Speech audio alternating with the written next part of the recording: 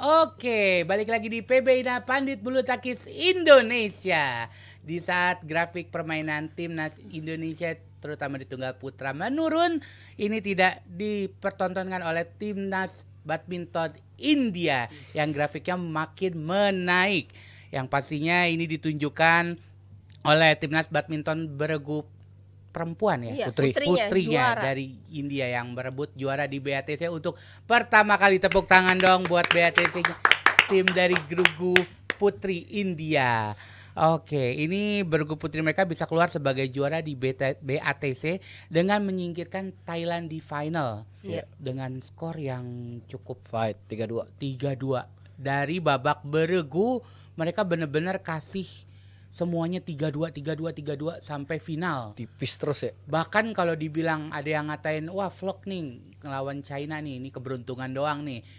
Ternyata itu dibuktikan sampai lagi. juara. Beruntungnya sampai juara. Beruntung gitu ya. Iya, setelah berhasil mengalahkan Cina 3-2 di partai beregu, bisa dibilang Cina juga hampir full tim juga ya itu nuruninnya. Enggak full tim enggak lah, itu sih. second Ya tetap tunggalnya juga merata ya. Tunggalnya pelapis semua Iya. lah. Dan mereka bisa mengalahkan Jepang. Iya. Dan akhirnya ditutup manis dengan mengalahkan Thailand. Semuanya dengan skor 3-2. Iya. Gitu. Gimana nih mengomentari pertandingan pemain-pemain bergu Putri India nih, Le? Kalau gue ngelihatnya karena dia udah yakin sama tunggal pertamanya dia. Oke, Sindu pasti poin. gitu. Udah pasti poin. Dia yakin sama itu. Dengan komposisi tim lawan, dia bawa Sindu, lu harus dapat poin gitu. Oke. Sebagai partai pembuka. Nah, yang mengejutkannya ternyata gandanya yang Ganda pertama Gayatri, Ya, Gayatri itu Pulela. anaknya Gopichan, Gopichan. ternyata bisa ngalahin Jongolpan sama Rawinda. Betul. Jepang juga dikalahin. Nah, mereka bisa ngalahin pasangan-pasangan yang secara ranking lebih di atas. Iya, Ternyata dan tunggal-tunggal yang mudanya ternyata juga perform. benar. Ya berarti secara regenerasi di India ya bagus banget berarti tunggal putrinya. Kalau kita lihat di turnamen Open ya Super 300 gitu, itu banyak tunggal India yang masih muda-muda. Muda-muda ini baru lagi ada yang tangan kiri, ada yang maksudnya bagus-bagus gitu. Bener, kita kalau ngelihat kemarin di international series di Sri Lanka aja bener-bener India tuh diturunin semuanya. Itu emang dekat. Ya makanya maksudnya itu memberikan kesempatan bener-bener buat pemain mudanya bener-bener nggak tahu lu siapa ini siapa. Ya mungkin karena itu independen juga, mungkin ya pemain-pemain independen bisa tanding di di Sri Lanka. Oke, sama aja dong kayak kita misalkan Cuma tandingannya independen kita nggak bisa. dia di Malaysia kan kita juga bisa turun sebenarnya Ya kan emang ada regulasi ranking. Nah, itu kan yang makanya dibedakan. Jadi menurut lu sendiri secara metode gimana sih di Federasi Indianya ini membuat badminton mereka berkembang pesat? Dan mereka menurut gue ya sepengetahuan gue gitu, mereka berani invest sih. Oke. Mereka berani invest dari infrastruktur dan pelatih.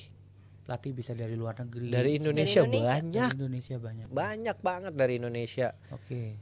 Terus sekarang ganda udah ada Matias Bu. Ya. Dan semua mungkin juga berkolaborasi ya dari swasta, pemerintah. Jadi grow-nya juga bagus gitu. Iya. Kalau kita lihat dari beberapa tahun yang lalu ya, kita flashback beberapa tahun yang lalu, sempat gue baca kalau kata salah satu atlet India yang udah legend banget, di sana tuh jarang banget orang yang berpikiran untuk terjun ke ganda gitu. Karena justru bisa kita lihat sendiri. Ya emang dia nggak mau bagi-bagi prize money. Karena kita bisa lihat sendiri semua prestasinya terlihat dari tunggal, tunggal Lebih putri menonjol, dan tunggal putra. Tapi beberapa tahun terakhir justru gandanya pun benar-benar mencuat. Kita bisa lihat kemarin juga ganda putra bisa jadi ranking 1 dunia. Iya, Satwik Chirag. Iya, dan juga sekarang ganda putrinya juga udah mulai menunjukkan taringnya gitu, ganda All England ya campurannya. kita nonton dia kan, Dep? Iya. Bagus loh itu. All England 2 tahun lalu. Iya. Dia masuk semi loh. Jadi ini sekarang apa sih yang dirubah sama Federasi India ini nih untuk mindsetnya dari semua sukanya di tunggal tiba-tiba sekarang gandanya pun juga mencuat. Mungkin kenapa pemain-pemain mereka kan juga negara dengan penduduknya banyak banget gitu kan. Terus mereka juga berlomba-lomba supaya jadi yang terbaik. Karena kan kalau di India apa ya, dari badminton itu bisa merubah kasta juga gitu. Jadi mereka mencoba yang terbaik. Kenapa mereka pilih tunggal? Karena nggak tergantung sama orang lain, tergantung dari kerja keras sendiri. Nah, memang kalau kita lihat prestasinya dari tunggal putri, tunggal putra tuh jauh lebih banyak. Tapi terakhir-terakhir kan ya itu tadi dari ganda putra udah mulai terlihat. Kenapa bisa jadi menarik? Karena itu tadi dia berani investasi, tarik pemain pelatih dari Denmark. Ada Oke. Mathias Bu di situ kan. Sebagai pelopornya ganda, dia kasih metode baru, dia kasih pengalaman baru di negara Denmark tuh seperti apa sih gitu. Dibawa lah ke India di kolaborasi gitu kan. Dan Matias Bu juga bukan pemain yang sembarangan, Oh benar-benar iya legend. dong, dia legend untuk Benar-benar di di- Denmark itu udah salah satu pemain ganda terbaik gitu Di kan. dunia juga. Iya. Nah, itu yang jadi daya tarik dari sektor ganda. Dan di sektor ganda putri sekarang juga kayak kemarin kita lihat ada Ana Gopican gitu kan. Iya. Yang bisa dibilang penampilannya bagus banget. Benar. Kita sempat lihat itu tadi di All England. All England. Kok apa ya kayak nggak diunggulkan tiba-tiba tuh Di bisa ngalahin semifinal. ini, bisa ngalahin itu. Nah, jadi semakin menarik itu. Dan ya itu tadi memang berani berinvestasi ke pelatih dan berani belajar hal baru ya Le, kalau bisa kita bilang ya. Iya kan, kalau ya kita tahu ya India banyak Indonesia gitu. Indonesia dengan skill kita, pemain Indonesia kan full skill lah ya. Dengan di-combine sama Mathias Bu dari Denmark yang metodenya mungkin yang kita juga banyak nggak tahu gitu. Jadi dia banyak dapat ilmunya, insight-nya jadi banyak variasi Iya. gitu. Oke, tapi mungkin ini tadi yang lu bilang kali ya, mereka mengadakan turnamen liga di negaranya lumayan sering sehingga pemain-pemainnya pun mentalnya jadi lebih terangkat. Bisa dilihat dari kalau tadi lu bilang Sindu wajib dapat 1 poin, sementara ketika melawan Jepang Sindu kalah lawan Ayao Hori ya. Dan itu ternyata tidak membuat pemain game keduanya jadi down mentalnya. Iya. Justru melawan unggulan yang jauh lebih tinggi, si women's double India ini bisa ngalahin pemain Jepang sendiri. Menurut lu selain turnamen seperti itu, ada faktor apa lagi nggak sih nih dari si ganda putri India ini?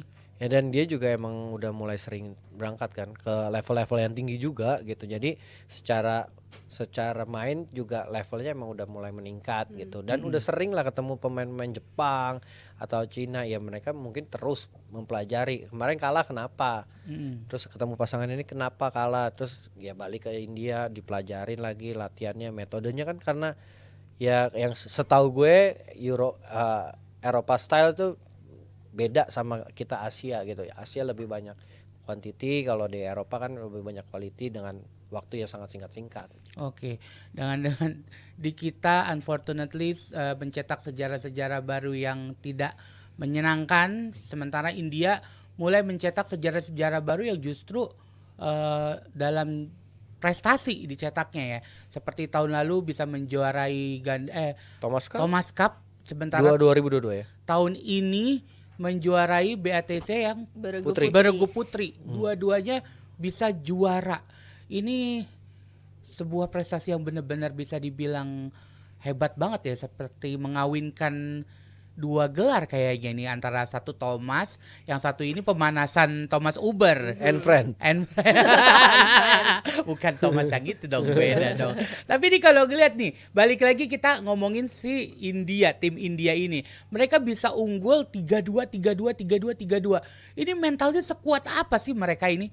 Bener-bener sampai bisa ngalahin Cina 3-2, Jepang 3-2, sampai terakhir Thailand pun 3-2.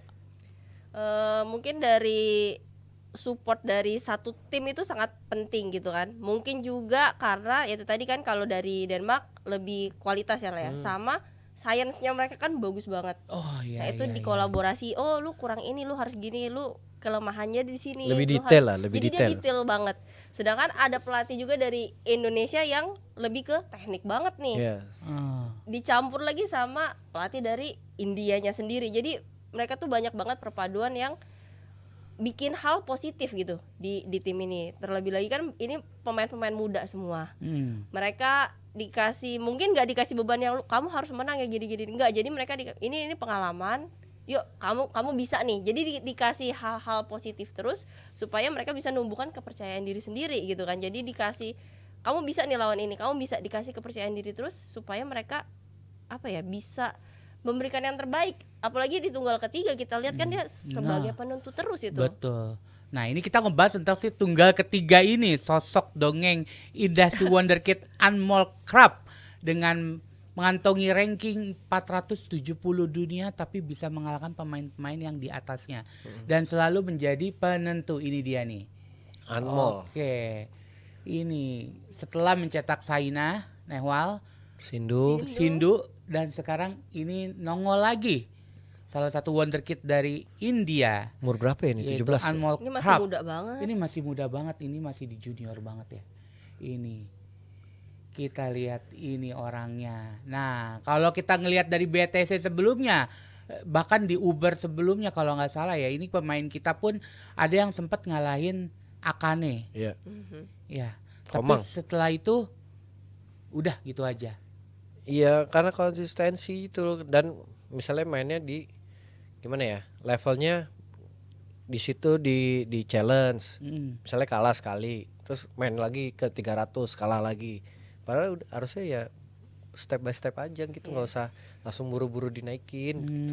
Kalau gue Tapi iya sih, kalau kita lihat kan, kalau lu bilang pemain dari India dimanapun dia diberangkatin Iya, tuh, disebar. turnamen kecil mau yang jauh-jauh pun mereka tetap dikasih kesempatan berangkat. Jadi mereka juga kayaknya nggak terburu-buru harus main di langsung. Super 1000. Iya, nggak terburu-buru gitu. Jadi dikasih jeda dulu, dikasih PD-nya dulu biar mentalnya tuh bener-bener kayaknya tuh udah oke banget nih. Bener. Baru dinaikin. Karena menurut gue juga lu percuma lu mainin di S300, S500 ketemu pemain-pemain gede tapi kalah. Tapi besoknya ketemu pemain yang masih turun di IC pun masih bisa kalah gitu. Karena belum bisa ngelihat si pemain dari IC ini perkembangannya udah seberapa pesat. Dan sekarang challenge juga bagus-bagus ya, Mbak. Iya. Bahkan pemain-pemain yang udah dulunya di senior pun sekarang masih turun di IC juga, di challenge juga kan jatuhnya. Sebenarnya ini strategi yang bagus tuh seperti apa sih untuk nurunin pemain-pemain muda ini sih? Lah kan kalau lu bilang kan jangan kecepatan diturunin di S1000, S750 gitu. Sebenarnya ini seperti apa nih kalau lu dari pelatih sendiri nih? Ya kalau gue sih yang melihat apalagi pemain muda gitu ya, ya prosesnya nggak usah terlalu buru-buru gitu. Yang penting lu tuh emang udah bagus di levelnya. Ya tapi maksudnya tetap di-combine gitu loh. Nggak langsung bagus sekali terus lu mainnya yang level tinggi terus gitu. Ya lu mainnya misalnya lu juara di challenge. Ya lu boleh main di 100, boleh main 300 buat pengalaman lu. Tapi lu tetap mainnya masih di challenge juga lebih banyak ketimbang yang 100 atau 300 kalau gue. Karena kalau lu lebih banyak di 300 gitu, lu baru sekali juaranya, Bos. Lu kalau udah juaranya 4 kali, ya lu naik di 100 ke 300 sama 500. Ya udah gitu pelan-pelan. Karena kalau ya itu yang kita sering ngomongin balik lagi gitu. Karena sangat ngaruh ke psikis kita gitu sebagai Harus pemain. ngebelin PD itu paling penting Iya. ya jadinya ya. Mau lawan siapapun kalau Contohnya PD-nya gue deh, udah ada. gue aja contohnya sebagai gue sendiri. Gue dulu waktu pro, gue memilih pertandingan yang emang di level gue. Waktu itu gue mainnya nggak banyak main di Premier, gue mainnya di GP Gold sama di Super Series aja. GP Gold, Super Seriesnya nggak banyak, tapi tak tahu gue bisa tembus semi gitu. Udah tembus semi, abis itu gue main GP Gold lagi aja gitu. Tapi nih kalau ngelihat tim bergu dari India sendiri kemarin gue nonton ya, ini mereka apalagi bawa tasnya bagus-bagus banget. Kalau kita sendiri nih Le, pengen nyari seperti itu gimana sih Le? Nah belinya Paling tahu di boleh kan ini. TikToknya Jebret Media karena ada tas monogram backpack dari Velet. Nah, Waduh. dengan harga yang uhuy. Beneran nih, ini jam berapa, kapan? Live TikTok Jebret Media jam 7 malam bersama Rifai Sport. Harganya Xiaomi. Velet ya, bukan Velet. pelet ya. Ya, Velet, sorry bukan pelet. Jadi balik lagi nanti kalau pengen dapetin tas yang keren banget dengan harga yang wah banget dari Velet, ini bisa saksikan di TikTok live dari Jebret Media nanti malam jam 7. Oke, yang pastinya kita bakalan balik lagi tetap di PB Ina.